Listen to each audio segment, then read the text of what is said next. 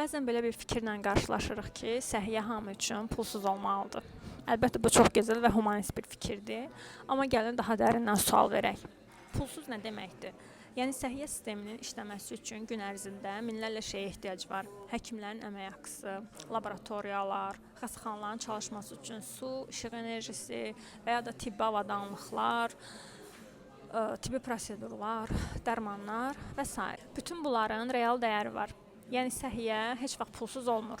Əsas sual belədir ki, kim ödəyir? Dövlət, tibbi sığortalar, xəstəxanalar, yoxsa birbaşa vətəndaşın özü?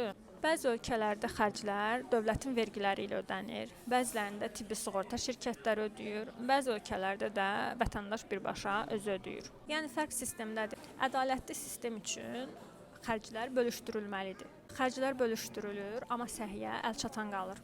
Yəni ədalətli sistem odur ki, şəhərdə yaşayanda, rayonda yaşayanda fərq yoxdur. Yaşadığı yerdən asılı olmayaraq hər kəs eyni keyfiyyətdə müalicə ala bilsin. Bütün bunları təmin etmək üçün təkcə xəstəxanalara yox, həm də paralel olaraq planlamaya, idarə etməyə və uzunmüddətli strategiyalara ehtiyac var. Səhiyyə ilə bağlı biraz da yanlış fikirlər mövcuddur. Yəni səhiyyə təkcə xəstələnəndə müalicə deyil, xəstələnəndə müalicə etmək üçün göstərilən xidmət deyil. Səhiyyə həm də insanların xəstələnməkdən qorumaqdır. Yəni bir cəmiyyətin sağlam olması üçün xidmət etməkdir, çalışmaqdır.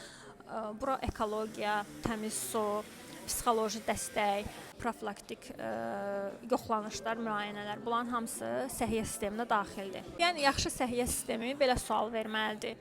Biz insanların xəstələnməməsi üçün nə etmişik və ya da nə edirik, nə etməliyik? Sual bu olmalıdır. Əsl məsələ bu sualdan başlayır. Necə ki, güclü ordu təkcə silahla olmursa, güclü cəmiyyətdə təkcə müalicə ilə olmur. Yəni güclü cəmiyyət sağlam cəmiyyət deməkdir. Əgər məndən razısınızsa, kanalıma abunə olub, şərh yazıb dəstək ola bilərsiniz. Hələlik.